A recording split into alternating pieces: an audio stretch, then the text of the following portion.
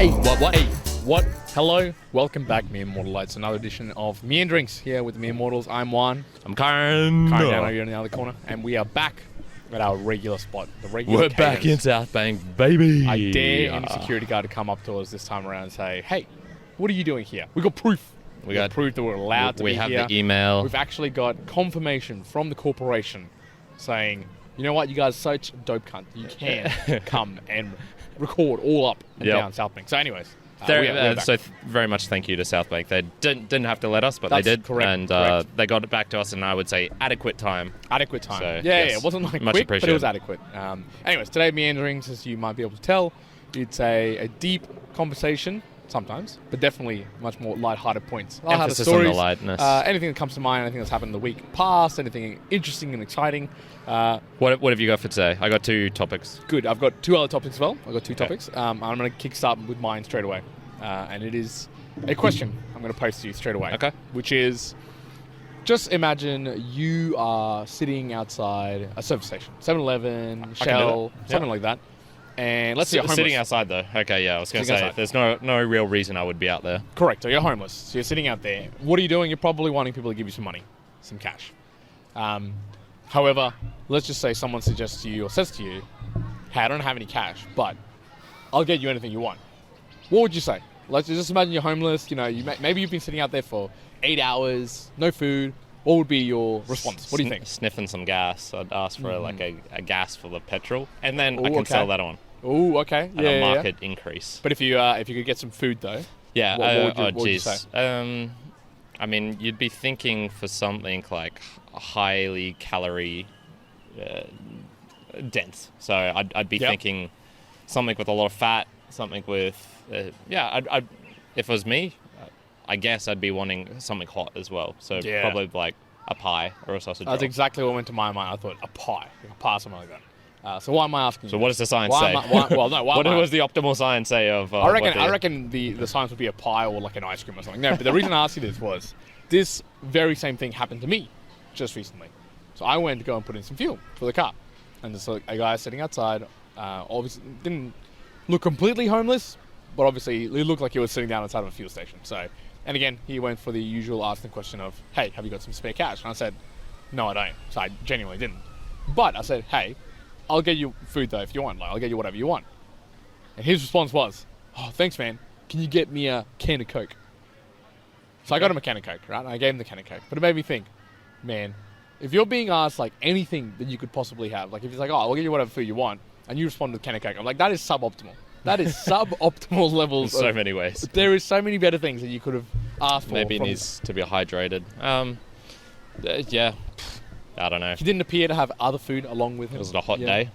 It was 7, 8 p.m. at night. Okay. You know? Yeah. So, and his go-to was a can of Coke. So I thought, okay, my little takeaway from that, I was like, okay, if I ever find myself in the position that I'm sitting outside of a service station asking for money, or there's any mere mortalites who are listening who are homeless, then I'd say maybe ask for a pie. Maybe ask for a pie.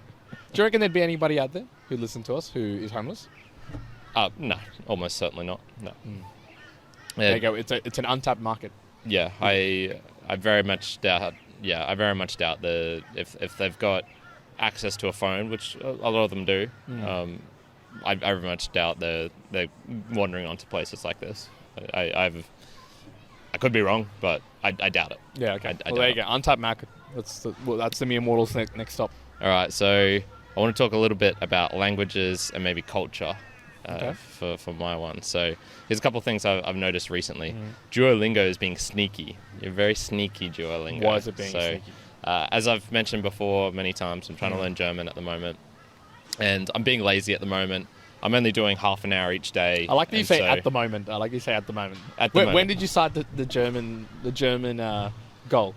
At the start of October. So it's 24 days ago. Okay. And it was in last year. Wait, how have you been trying to... Yeah, okay, it wasn't last year's goal. Yeah, but I wasn't doing it. Gotcha, okay. Sufficiently to get it. So you're turning up the dial now and proper German for track. For sure. But once again, I'm sort of easing my way into it. I'm only doing half an hour a day.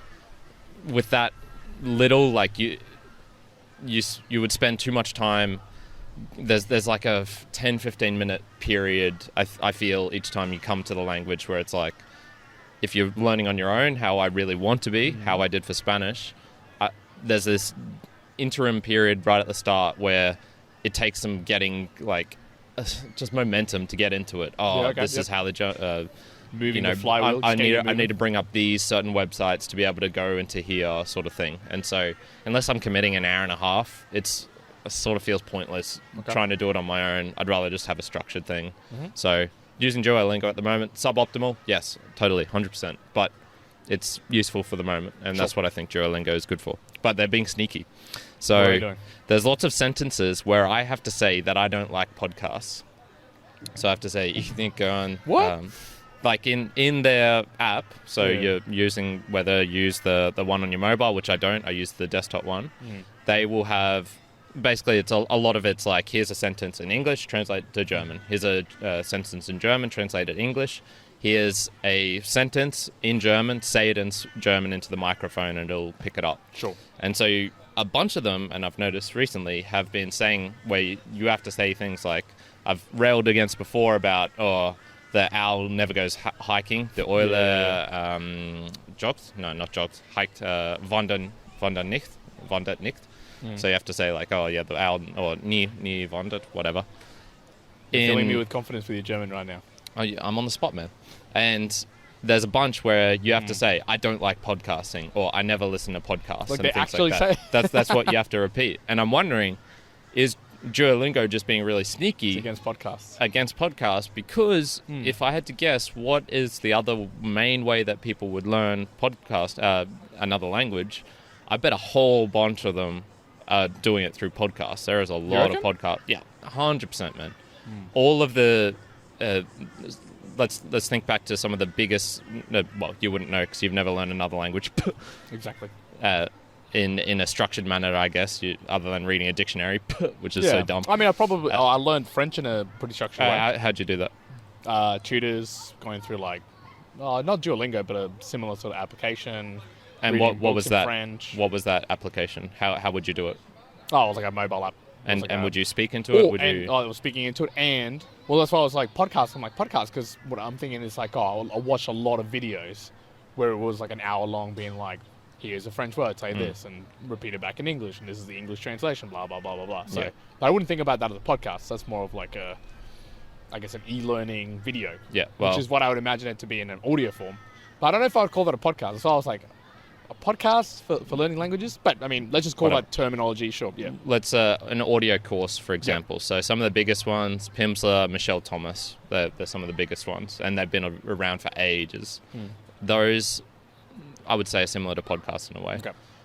Now, I have a feeling that Duolingo does not want to encourage people to I think they would prefer if people didn't listen to podcasts, because they would then be like, I can just learn German through podcasting. I can just listen to it. I can learn it through this way. They offer very similar service, and I can do it on the go outside. I don't need to use the app. So you reckon Duolingo's got a streak out there for podcasters? I think so. To grab the marketplace. If I had to guess, if I had to guess. Now the thing is, it's very specific for them to be saying like, I don't like podcasts. That's a very specific thing. Podcasting isn't the hugest thing out there. It would make more sense to say like, I don't like roller skating, or I don't like list something bad. Whatever. It's very specific. I thought it was really, really specific. And the funny thing is, they actually have quite a few podcasts. So I was looking up before. Oh, really? Yeah. So it makes me wonder, how many things do you do or do you see in everyday life where there's a maybe like subtle message being promoted, like, hey, don't do this thing, but then you're doing it as well. So is there any stuff that you would rail against and say like, this bad, like don't do this, and then you do it yourself? Gee, I mean, I'm sure there would be. I'm sure there would have to be something. I just can't think of one off the top of my head. Are you thinking like an idea, or like something that I would propose and be like, this or is... Or maybe even for like general humanity, don't do this is bad for you, but then you would do it yourself?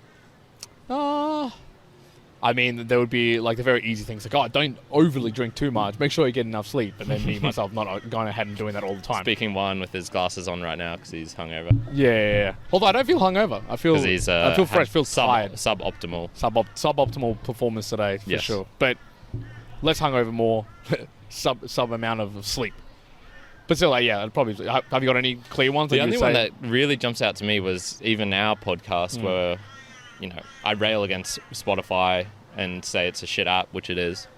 Yet we're on there, and I make sure that we're on there. Yep. So things like that, where it's sort of, I'll talk shit about something, but then I'm also using it. I've talked shit about Duolingo in the past, but here I am using it. I feel like that's slightly different though, because that's you saying something about an application, which you might think, oh yeah, Spotify shit.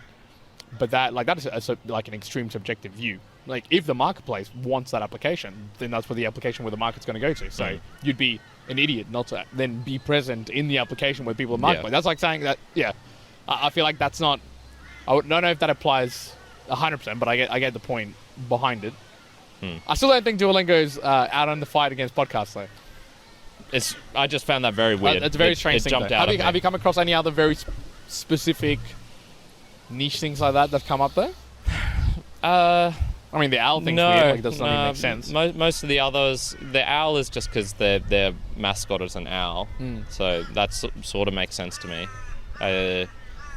But they'd maybe want people to be able to talk in German about the Duolingo owl. Yeah. So it makes sense that they'd have the word for owl popping up.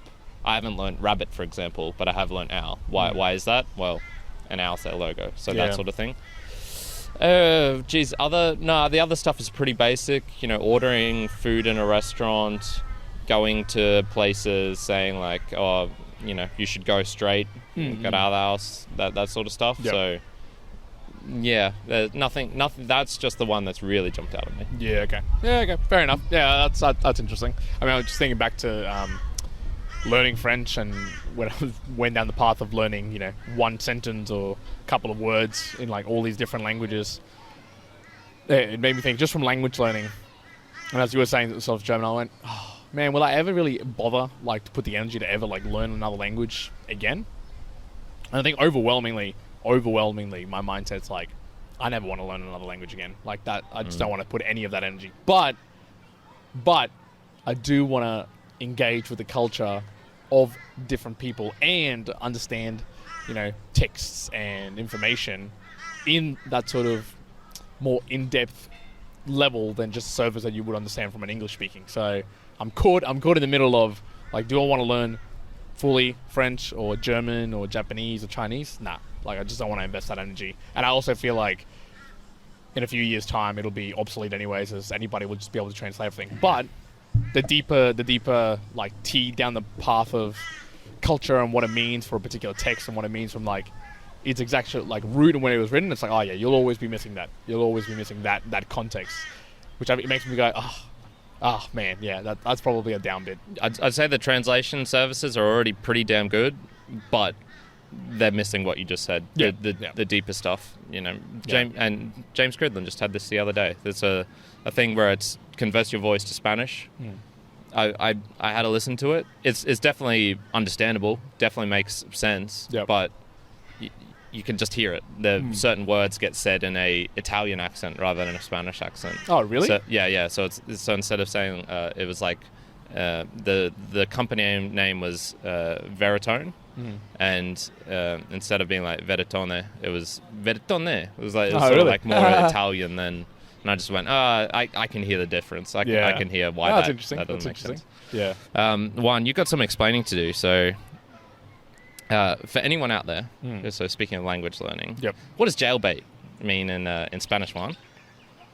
I asked Juan this the other day. That's an interesting... I think what you're trying to say is, how is jailbait said in Spanish? Yes. Not what does jailbait mean in Spanish, because it's exactly the same thing. Yeah, the meaning is the same. The meaning is the same. But we were saying, so jailbait, obviously for the English term, for people who don't know, it's an underage girl who's attractive, I guess. And it's like, I shouldn't have sexual I relations. think the terminology is like it's baiting you to go to jail. Yeah, basically. exactly. Yeah. Exactly. So we were having the conversation. So we're at the Colombian festival yesterday. I'm still wearing the shirt. It's kind of disgusting, but whatnot.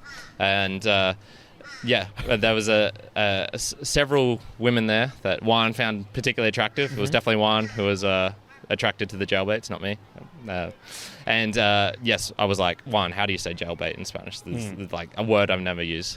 And we have it here. A Spanish dick confirm. Chica menor de edad con quien es delito mantener relaciones sexuales. Yep. Succinct. It's very interesting. I feel like it's interesting when words like that just get translated into just this massive, huge text, thing. yeah. And it's just, I'm thinking of other words like isn't it like butterfly in German or something? or like just like a German terminology or a Chinese word where it's like you don't even have the translation for it. But it was interesting the way that you said it then in Spanish. You know how you said about Veritone, how it sounded like with a random accent that you could tell it was wrong. Yeah, that's what it sounded like when you were reading that too. I was like, oh man, that sounded terrible. All right, how do you say it? Oh, what? Give me the word. I would say it as chica menor de edad con quienes delito mantener relaciones sexuales. And then my turn. Yep. Chica menor de edad con quienes delito mantener relaciones sexuales. Yeah. I don't know what accent you have in Spanish, but there is some sort of accent. I don't know what it is. Yeah, no, look, there's a big difference between accent and not being able to say it. Like, I'm not saying it wrong. It's just I don't like, you say, how do you say pollo or like pollo? Pollo. Yeah, so you say like pollo. Pollo. Yeah, and that sounds super wrong to me. That sounds like shit. Yep. That sounds like, no. That's do you what even I thought, know how to say Spanish? Yeah. So. And you say pollo. I say pollo or sometimes pollo, and you say pollo. Yeah. Anyway. This is what happens when someone tries to learn Spanish but does it wrong, you know? Fuck off, mate. How's your French going? Shit, that's how it's going. It's going all right. It's très bien. Yeah. You know what I mean? What does that mean? Very good. It's very, very good. Very good. Actually, I remember there's like multiple ways to say good as well. There was like bien, très bien, and then other ways to say good. And I was like, oh, there's a lot of ways to say good. Like good, very good, really good. I was like, oh, that's cool. It's like the South African terminology for now, and just now. So all of them mean different things. That's like the way that they explain time for like now, next, later. It's now, just now, now. So if you ever hear a South African and they'll say, oh, I'll do that now, or I'll do that just now, that doesn't mean they're going to do it now. Like for our English terminology of like, oh, now means like, okay, they're going to do it. No, they're not going to do it. Now means like, it might be like today, it might be tomorrow, it might be next week. Just now, maybe within the next like couple of days. Now, okay, that's like, it's going to happen. It's going to actually happen. Yeah. I only learned that recently. I was like, what the hell? I had a question. Oh, no, not a question, because I might leave that for a later podcast. But there was a thing that happened as well this weekend, just gone past. And I noted it down as you can move from Colombia, but you can't take the Colombia out. And specifically, this relates to my dad. And probably my whole damn family. So yeah, okay. I told them, I'm like, oh man, I'm going to share this on the podcast, and I'll keep it brief because there was so much happening. But we had a really good time on the weekend, just obviously yesterday. And we decided to go out for a dinner out at Redland Bay Hotel. So we drove out there, had a good fun trying to get out there. And we sat down and had a nice lunch, right? I got a fisherman's basket. My sister got a pork knuckle. Fam got whatever else, right? And I decided, now I didn't know what was happening. So I decided, I was like, oh, I need to go to the bathroom. I'll be back in a little bit. So I went to the bathroom. My sister was probably about, let's just say 3/5 through a pork knuckle, right? It was a big meal. But it looked like she wasn't going to finish it. Okay, so I walked out and I've come back to the table. And what I found is, in front of, so we're like a nice, like, not super nice, but it's just like a, hotel kind of place that you can eat food at and have drinks or whatnot. And there's a Subway sheet sitting on the middle of the table. And I go, what the hell? Why is there a Subway sheet? And I was like, go on explaining it. They go, well, we asked for some containers for takeaway because we wanted to take the pork knuckle home because there's still too much available. But they didn't have any boxes. So, of course, the sensible thing to do at that point for me, I was like, well, okay, if they don't have any, just try and eat as much as possible, leave it, right? Like, that was kind of be like my mindset. No. So their mindset, and my dad specifically, and he was, I think the way he was saying it is like, what do I say? He was like, oh, for me, it's like, if there's a way, it's like, not that I'm going to make it, but it's like, oh, it's going to be very hard to stop me. Anyway, so apparently he left the place, went to the closest place he could find, which was Subway, asked him for a sheet, like one of these sheets, brought it back. It was tiny. Like the sheet was like, I'm going to say like this size, right? And the pork knuckle was still like pretty big because it had lots of bones and whatnot. Anyway, so then I'm like, okay, that seems a bit silly. Like, it's not going to fit here. Nope. They started wrapping it up. It's not fitting fully, so they go get some tissue paper, wrap it all around. They take out, like, what do you call it? Like, hair ties from like my mom's hair, wrap the whole thing up so it can, like, go nicely, and then put it in their bag. Nice. And I was like, and there was, I swear to you, there was like 100 grams, less, like 50 grams of meat on this thing. And I'm like, what are you guys doing? Leave the bloody pork knuckle alone. Like, I'm like, I'll buy your pork knuckle tomorrow if you want it. Like, what is going on? We don't have to do this anymore. So anyway, they just wrapped that up, and then post that, we like ended up just like walking around like to the waterline, and then just decided to like just go and walk on like the road for a little while and come back to the car. But yeah, it just made me reminisce, being like, man, it was just like, I feel like that's something like we might have done like 20, 30 years ago over in Colombia, and just like for them 20 years ago or something like that, and just being like, oh no, we got to take some. And my mom even had the audacity to be like, oh, you know, this is why I should take my own containers around to place for this. And I was like, no, we are not doing this, goddammit. We are not doing this. I respect that. I respect not only the non-wastage part, but sticking to your guns as well. Yeah, there was a lot of... No, I want to take this. You know, honestly, I respect that, because also I respect that they didn't make a scene about them not having boxes, but you know, use their own ingenuity to make it happen. They would have been ready for a scene, 100%. They would have been ready for a scene. Yeah, but they didn't. They went out first and did that. So I respect that. That's, I mean, I didn't hear the story about Subway of how that would have gone down. I reckon that'd be pretty easy. But I reckon hey, it would have like, been... Can we just grab a sheet of paper or whatnot? Yeah. He wouldn't have said that at all, man. He would have gone in and be like, can I have the sheet of paper? And give me the sheet of paper. There would have been like no conversation in between. But yeah, it made me reminisce of like, oh man, yeah, that is once upon a time how we used to live very much so, and up across like a lot of other things. Like at the same time, that same day, Fan was telling me a story of like, we bought this car, like like a van we used to have, and I think it was like $400, $500, and we then went and insured it at the bank for $1,000, and the bank was like, "What are you doing? Like, why are you insuring this for that much money? Like, they were like, no one's gonna steal anything from this bloody thing. It was just like a rusting piece of crap. Like, it was like your car. Like, it was just terrible. I was like, man, this is, lol." Back in the day. It's nice seeing the differences of cultures. The last thing I had here was the you know, people talk about diversity, but the true diversity you can sometimes get in Australia. So, and in particular, the park, the calisthenic park, that's where you go and get the full diversity. True diversity. In the last couple of days, I've met one of the, what I informed is the 7 Latvians here in Brisbane. So she reckoned there was a small community. Yeah, a very small community. So I met this girl, and an Afghani refugee who I had actually seen previously, but he rocked up again, and I made friends with.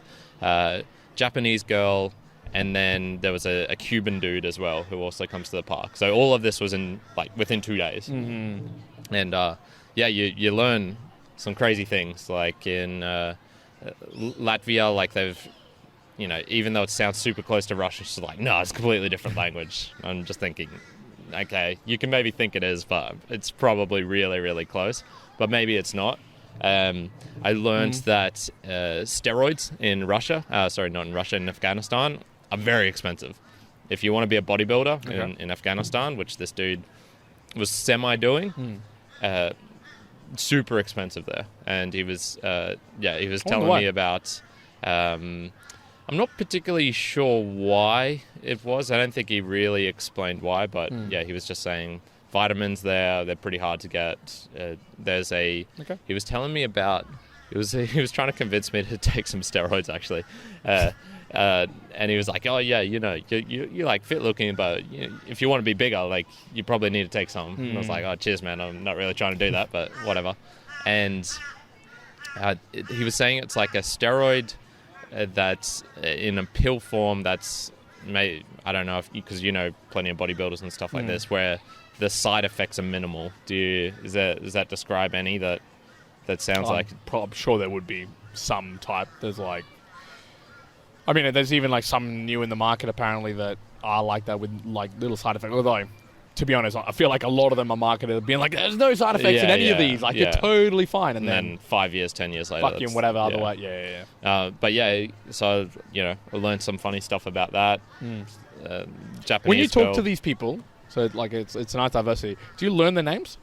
Yeah. So there's Eshon. Well, the girl I didn't because we chatted really shortly. The Japanese girl was Mia, I believe. The Cuban dude, he's in my park people list. I meet too many people at the park, so yeah. I think it's cool. I think it's like it's nice to see such a wide diversity of people. To be honest, let me go through quickly my park people list because there's the usual crew, and so this is quite a lot of Asians in there. So people like Kwok, Joseph, Oscar, those Asians with Western names. Yep. A lot of them. Tan. There's my list of people who I've sort of like distinguished via, they're definitely a different nationality or something. So there's Yash, the Fijian Indian lawyer, Anna, the half Japanese who lived in Colombia, Juan Carlos, the Colombian with dreads, Andres, the Colombian from Gold Coast with the Arlong tattoo from One Piece, Cesar, the Colombian with a neck tattoo and piercing, Mariano y James, a white Argentinian and a Colombian, who would have thought? There's Leo, the Crest Harrier lookalike. Where's he from? Colombia. The Sean. Sounds like low diversity here, so Colombians. Yeah. A black dude with dreads who's Rastafarian looking, but he's actually American. There's the Ariel, the dark Asian I never talk to, who planches a lot. Julian, thin Colombian, who knows Carlos. And Eshon, the Afghan refugee. And there's more on this list as well. Yeah, there's it's a good diverse list. Theo, the Russian, who's strong as fuck. Holy fuck, man, this guy is unbelievable. Super strong. Yeah. Strong, like your type of strong. When Juan and I say strong, Juan gets a different picture in his head than I do. But no, he's doing handstand push-ups on the monkey bars on a not on the standard parallel grip, but single bar handstand push-ups. Like, holy fuck. See, man. I don't know if that to me sounds strong. Dude. That just to me sounds like really great technique. No, strong. It's strong as fuck. Yeah. He would put the CrossFit people who do that sort of shit to shame. Like, control and like you can't. Technique's fine and all. Yep. You can have great technique, but you need some muscle behind it. That's like where I'm struggling with a lot of handstand stuff at the moment. Like let's take it to like a very raw movement. Like say push-ups. Like do you reckon you could do push-ups with like 120 kilos on them? Probably, yeah. Yeah, okay. Oh, I'd say super strong dude. Yeah. Like his arms wouldn't be like much but smaller he's strong. than yours. Yeah. And he's tall as well. the fact that he's doing like push-ups on a fucking bar, like just a single bar, is like ridiculous. Like that's ridiculous strength to be able to do that. Yeah. But yeah, there's quite a few people you meet here. Yeah. Very cool. All right. I reckon we've got to the time of Boostagrams. Yeah. Wow. Bit disappointing this week, people. Come on, we need some help. Now, I do need to couch this with there potentially was a problem with the Boostagrams because I saw some people listening. I saw some bigger boosts in like the couple of 1,000 sat ranges, but I didn't get a message coming through. I saw this and was a bit concerned, so I did a bunch of testing. So we actually got like 7 Boostagrams, but 6 of them were from me. Gotcha. Just saying like test from Fountain, test from Breeze, test from whatever. So if you have sent a Boostagram and we don't read it out, like 100% you need to contact us via another way so that I can then investigate that and properly find that. So it's unacceptable. Is it something that other people were finding issues with? I don't think so. I did send one via Breeze, which I don't think came through, so maybe it was just like a real short-term issue. Yeah, okay. But, like I said, I haven't set up the full node and that sort of stuff yet, so until I get to that level, I'm sort of making do as best as I can just by hitting up people in the community who actually know this stuff. So, so we only got one coming through. This was from, who else but Pitar. So this was harkening back to our trust episode, and he sent 2 here. So both of them were 500 sats using Podfriend. And he says, in your analysis of society and levels of trust, you have the cause and effect backwards. It's not that people who trust more live in better societies. It's that people who live in better societies have greater levels of trust. Very true. People will trust their governments more so when Bitcoin adoption removes the temptation of these governments to steal their money through inflation. So, yes, Peter, correlation does not equal causation. So I could have gotten that wrong. There's one of those ones. I thought we touched this one in our last Meanderings. These this exact one? 2 ones. These two? Yeah. And what was... there's a huge... Yeah, maybe we did. Yeah. All right, in that case, we've... because maybe we had to do that. Yep. Different order of things. Yeah, so. we're our schedule at the moment, folks. Yeah, we've got all over a the holiday shop. coming up, so it's just a little bit Okay, well, pre-recording. Go to the next Meanderings for that one. In any case, yes, no Boostagrams have come through this week, so we'll have to make our own content.